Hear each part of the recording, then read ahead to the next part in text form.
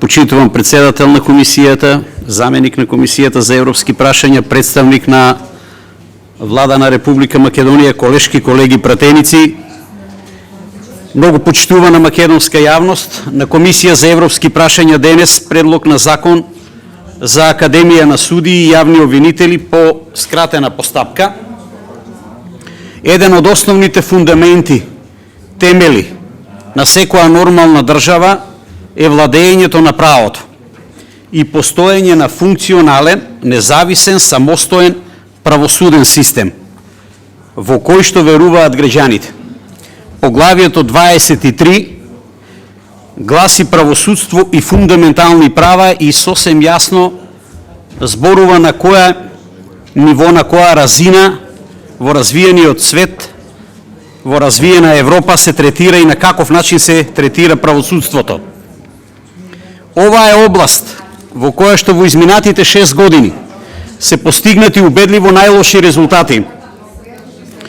И она што колегата Мирче Аџиевски го зборуваше за недоверба во правосудниот систем од 97%, односно довербата во правосудниот систем сведена на ниво на статистичка грешка, е само потврда на она што сум го предвидел пред година и пол, кога сум кажал дека работејќи на ваков начин, еден ден довербата во правосудниот систем во Република Македонија ќе биде еднаква на нула. И тоа се потврди. Никој, апсолутно никој повеќе не верува во оваков правосуден систем. Дури и оние личности кои што се судии, јавни обвинители, кои што работат честно и поштено, гледајќи на кој начин функционираат колегите, колешките и на каков начин работат, исто и тие апсолутно немаат никаква доверба во самиот систем. Во првиот пасус од ова предлог законско решение се вели: донесувањето на законот за Академија за судии и јавни обвинители произлегува од потребата за реформа во судството, зацртана во стратегијата за реформа на правосудниот сектор, стратегиската цел на Република Македонија за членство во Европската Унија и потребата за остварување на превземените обврски за спроведување на ефикасни и континуирани реформи во судството, базирани на европски стандарди.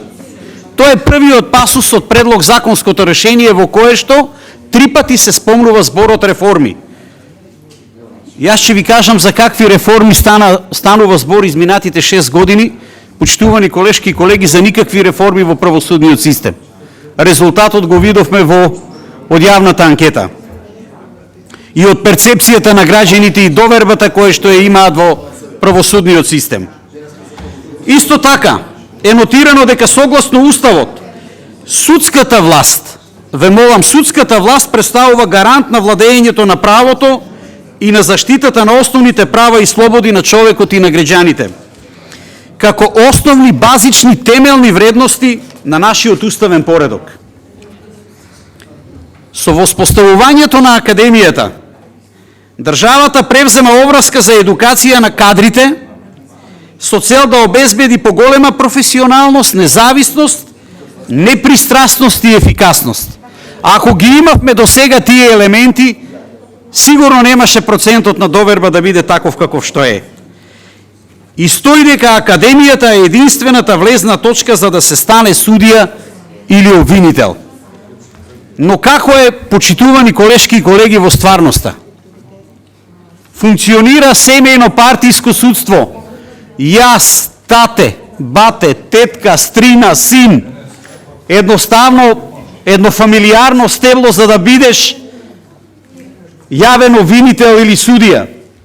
Мораш да имаш во врвот на власта некој свој човек. И тоа се прави заради две основи.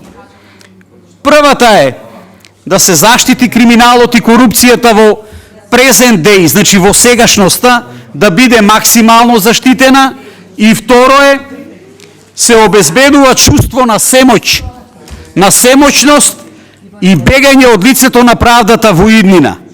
Значи тие се два основни постулати, основни моменти зошто се прави ова. Не постои ден во Република Македонија, а да немаме скандал поврзан со судството и правосудниот систем. Денеска да отвориме на интернет, гарант има некој скандал поврзан со правосудниот систем.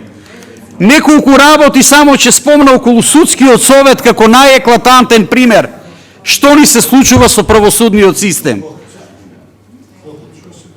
Оставка на Црвенковска, ненајавена, ненадејна, поради наводно медиумска хајка инспирирана од судско-бизнис односи. Тоа го вели самата она, а од друга страна стои дека на еден од состаноците носи своја листа на кандидати за јавни обвинители и за судии. После тоа доаѓа Весна Дамова директно од Социјалдемократскиот сојуз, без еден ден искуство како судија. Неколку месеци подоцна се случува уште еден атак. Имаме нејзино разрушување спротивно на сите процедури, спротивно на устав и на законите. И сите тоа во Република Македонија го гледаат, секако и странските амбасади. Да не зборуваме за скандалозниот избор на господинот Ислам Абази. Американската амбасадорка често пати е цитирана. Она даде едно свое видување за потрошени милионски суми на долари, а тоа се пари на даночните обврзници во Соединетите Американски држави, за кој што ќе биде побаран отчет. И тоа не е случајно кажано од нејзината уста, дека е нешто нечи ниво. Сите тие фрлени милиони долари на обука на јавните обвинители и како изненадување самиот избор доаѓа после на господинот Ислам Абази. Поразителен е фактот дека само 20% од зацртаната годишна стратегија за борба против корупцијата е реализирана од страна на самите институции. Се поставуваат две прашања. Првото прашање е што да очекуваме. Ништо позитивно, почитувани колешки и колеги. Бидејќи власта е извор на коруптивни сделки, има многу случаи на документирана корупција што не се процесуирани с институциите на самиот систем. Од друга страна, невини личности лежат во затворите и постојано се креираат предмети против партиските неистомисленици. Кога сме кај академијата, за јавни судии се поставува второто прашање, што ќе се случи? Според мене ќе се овозможи прием на лица кои што ќе немаат апсолутно никаква допирна точка со право, правда, независност и самостојност. Единствено што ќе треба да прават во наредниот период е да ги извршуваат наредбите кои што ќе доаѓаат од центрите на моќ, во овој случај од двете политички номенклатури.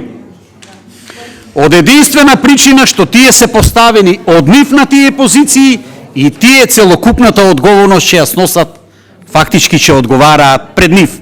На крајот ќе завршам само со холандскиот амбасадор, кој што изјави дека ситуацијата е многу сериозна, кој што сопре финансиски средства за еден од проектите кој што требаше да биде